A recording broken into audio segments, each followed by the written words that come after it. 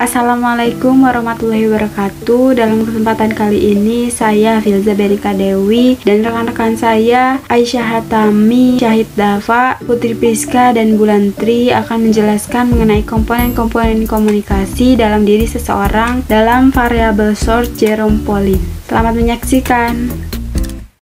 Jerome Pauline yang memiliki nama asli Jerome Pauline Sijabat lahir di Surabaya pada tanggal 2 Mei 1998. Saat ini ia berusia 23 tahun. Meskipun ia mahir berbahasa Jepang, ia berkebangsaan Indonesia. Jerome Pauline lahir dari sepasang orang tua yang bernama Ayah Marojalan Sijabat dan Ibu Krisi. Dalam keluarga, Jerome Pauline memiliki dua orang saudara kandung, yaitu kakak yang bernama Jehian Panangian Sijabat dan adik yang bernama Jesferel Sijabat. Jerome menetap di kota Surabaya. Jerome Pauline kini sedang menempuh pendidikan tinggi dengan jurusan Matematika Terapan di Waseda University, Jepang.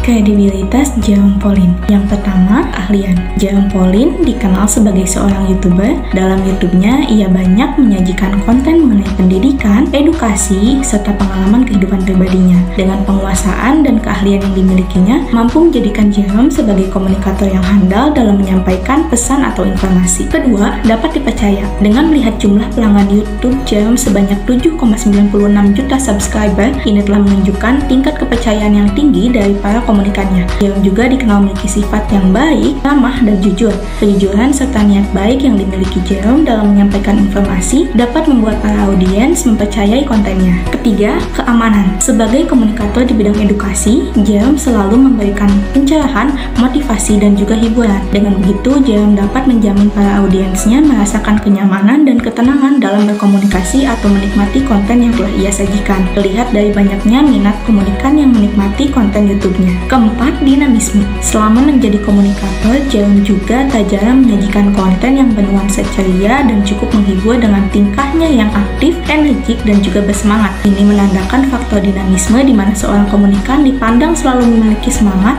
dan gairah serta memiliki kepercayaan tinggi yang kuat. Yang kelima, keterbukaan. Menjadi komunikator membuat Jerome tidak menutup diri atas hal yang harus diketahui oleh komunikannya. Hal seperti ini ia lakukan agar terbangun konsep bahwa kedua belah pihak dapat saling memperoleh kebahagiaan karena ia menganggap komunikannya sebagai bagian terpenting, sehingga dengan begitu akan terhindar dari tekanan ataupun ketegangan.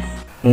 Ketenangan. Pada beberapa kesempatan, Jerome kerap menjadi pemateri dalam acara talk show atau webinar nasional. Pembawaan bicaranya yang begitu tenang, santai, namun lugas dan penuh kepastian membuat audiens termotivasi juga percaya atas informasi yang dipaparkan oleh Jerome. 7. Koorientasi. Jerome Pauline memiliki beberapa sahabat dengan perbedaan bidang yang dikuasai. Namun, mereka saling berinteraksi untuk membuat suatu hal yang menghibur dan memberi informasi tentang pengetahuan. Contoh nyatanya, yaitu mereka membuat channel YouTube dengan konsep menghibur dan memberi informasi yang jarang kita ketahui. Itu merupakan suatu fokus yang diambil oleh Jerome dan beberapa sahabatnya. 8. Sosiabilitas. Jerome memiliki sifat pribadi yang terbuka, terlihat dari caranya berkomunikasi dan berinteraksi dengan siapapun. Walaupun dengan orang yang baru pertama kali bertemu, namun karena memiliki sifat pribadi yang terbuka, itu memudahkan Jerome dalam berbaur dan berkomunikasi dengan orang-orang. 9. Karisma. Jerome memiliki karisma yang sangat terlihat jelas. Terlihat dari bakat dan kemampuan kepemimpinannya. Bakat yang terlihat dari Jerome yaitu kemampuannya dalam bidang matematika. Namun di samping bakatnya di bidang matematika, Jerome juga memiliki pemikiran yang sangat luas karena ia belajar di negara lain sehingga bisa membuat pemikirannya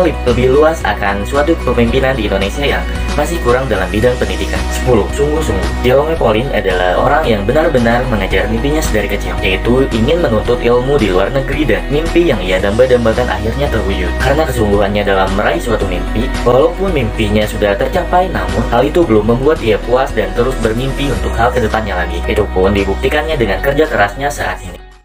Atraksi atau attractiveness. 1. Daya tarik. Siapa yang tidak mengenal sosok Jerome Pauline? Sosok yang memiliki daya tarik yang sangat tinggi karena kecerdasan dan keseruannya. Daya tarik yang sangat terlihat di dalam Jerome Pauline yaitu tentu saja kecerdasannya dalam bidang matematika dan juga bersekolah di universitas bergengsi di negara orang. Selain itu, daya tariknya muncul lagi ketika kita tahu bahwa Jerome Pauline adalah orang yang sangat baik dan mudah berbaur kepada semua orang. 2. Keramahan atau friendship. Seperti yang kita tahu, di setiap platform media sosial yang dimilikinya, seperti YouTube dan Instagram, ia dikenal dengan orang yang ramah kepada keluarganya, temannya, dan juga penggemarnya. Hal ini dibuktikan dengan seberapa sering ia berinteraksi dengan senyuman dan juga menawarkan bantuan kepada orang lain. 3. Keakraban atau dikenal, familiarity. Karena memiliki sikap yang ramah dan percaya diri itulah, Jerome menjadi mudah akrab kepada semua orang. Ia dikenal dengan sosok yang berteman dengan banyak orang, mampu beradaptasi dengan baik, dan juga menghargai orang lain. Itulah sebabnya banyak orang yang menyukai dan menggemari sosok Jerome.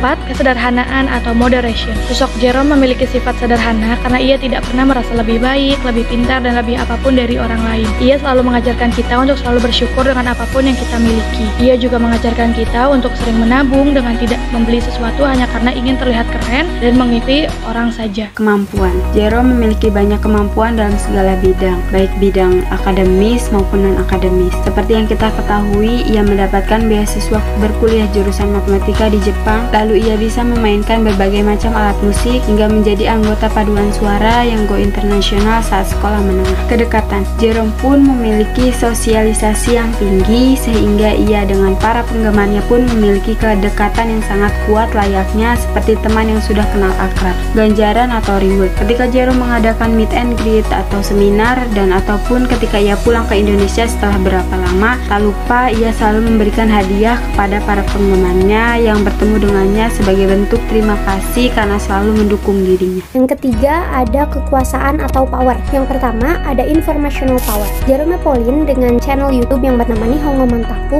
sehingga aksesibilitas informasi kepada orang lain akan semakin mudah dan cepat. Yang kedua ada reward power. Dengan pembawaan yang menarik dan kreatif di setiap videonya, Jerome Pauline tidak menyadari bahwa ia mempengaruhi halayak untuk selalu nonton videonya dan tentunya menyukai video-videonya. Yang ketiga ada coercive power.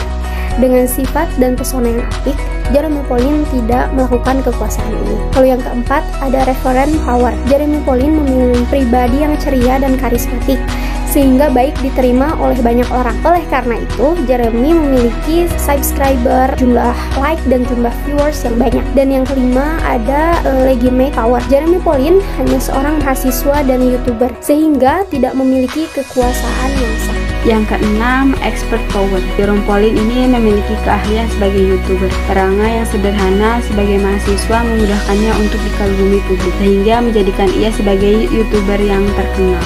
Terima kasih. Wassalamualaikum warahmatullahi wabarakatuh.